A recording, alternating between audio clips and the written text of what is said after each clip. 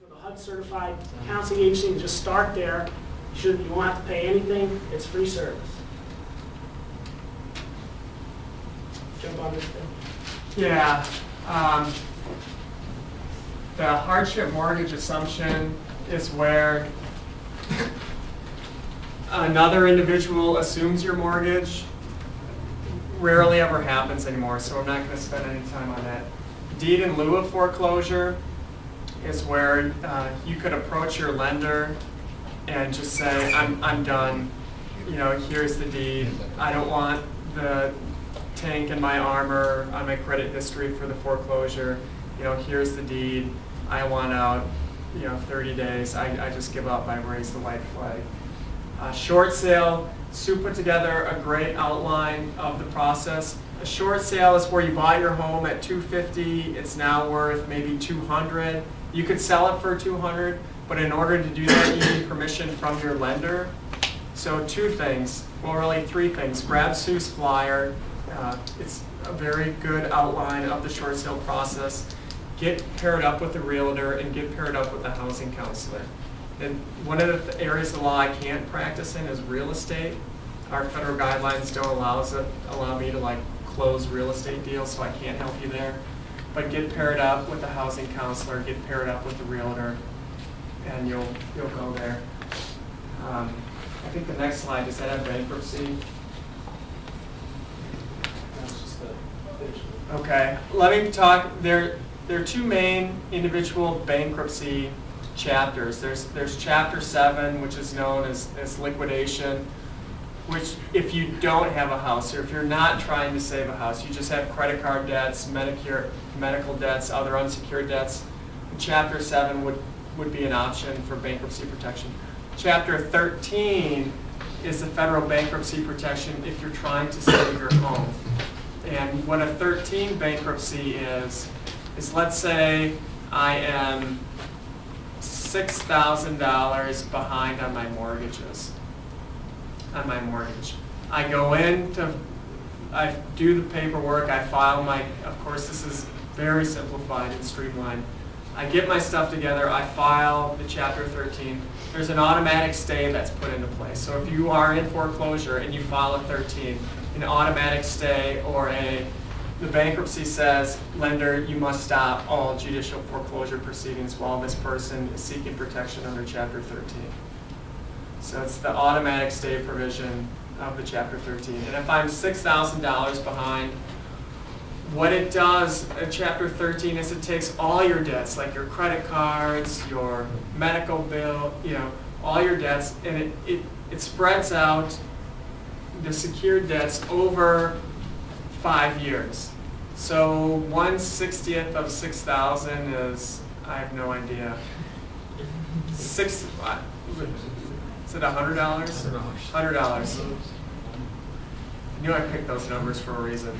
$100. So in your 13 workout plan, what you would be doing is you would be paying to the U.S. trustee your monthly mortgage payment plus 1/60th of your arrearages every month. So you'd be paying the monthly mortgage plus an extra $100 on this particular mortgage. The 13 won't cure that. It just helps. It's a way to get you back up on your feet. So really, work with the housing counselors. Work with myself if you can, and we'll go from there. So, Just to finish up, and you've heard us talking about this, be honest, be proactive, and seek assistance, and keep in contact with your lender.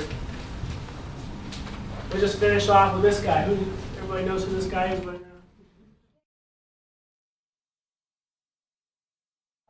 That's right, Sully. And he said something in Newsweek the other week that caught my attention. He said, having a plan enabled us to keep hope alive during their situation. He said, perhaps in a similar fashion, people who are in their own personal crisis, a pink slip, a foreclosure, can be reminded that no matter how dire the circumstances or how little time you've had to deal with it, further action is always possible. There's always a way out of even the tightest spot, and you can survive. So, it's coming from somebody who's obviously in a pretty tight spot. There are things that can be done to deal with this situation. even if you can't keep your home, it's not the end of the world. There's things that can happen to help you get out of that situation in the best possible way and into renting, and then you have another go at it sometime maybe. But what we're saying is there's always something that can be done, and you gotta keep a hopeful attitude in this, because it can crush you, as Teddy said. Two things. On this green sheet, there's a number here for the HOPE hotline, 1-888-995-HOPE. That's a national hotline, and really, we're an organization that participates in it. So if you call that, you get a counselor, you give them a whole bunch of information, and they need you to sit down with somebody, they're going to send you right to. And it's a good mechanism. If you feel more comfortable talking to somebody over the phone about this, give them a call.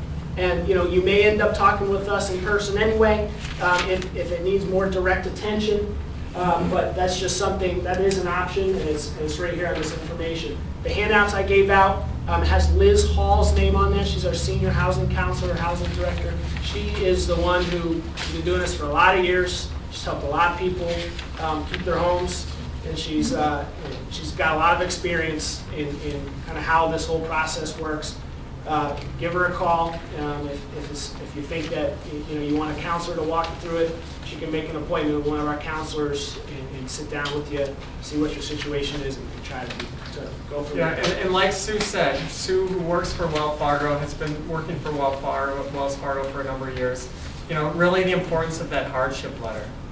What's going on in your life? What documents do you have that can support that hardship letter? And housing counselors will work with you to get that compiled. But that is a key piece of the puzzle in any of these programs. So that's why we say get in touch with us as soon as you can, because those letters take time to write. Those documents take time to get together.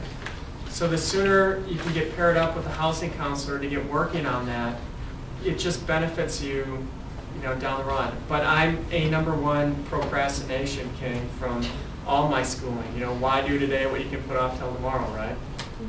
So, but please do contact a counselor if you can to get working on that hardship letter.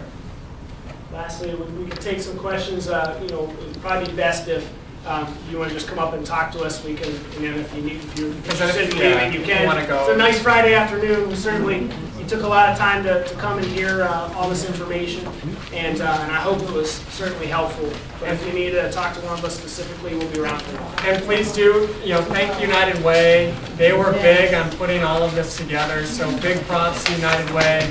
We had about 20 people here today, 40 people here Thursday night. I just want to thank Jesse and Teddy and everybody that participated in this, because it's a wonderful thing. If you go home today with anything, go home thinking that you're not alone. That's our main mission. That's Jesse's main mission and Teddy's main mission. So digest it. Numbers are up here. Please call my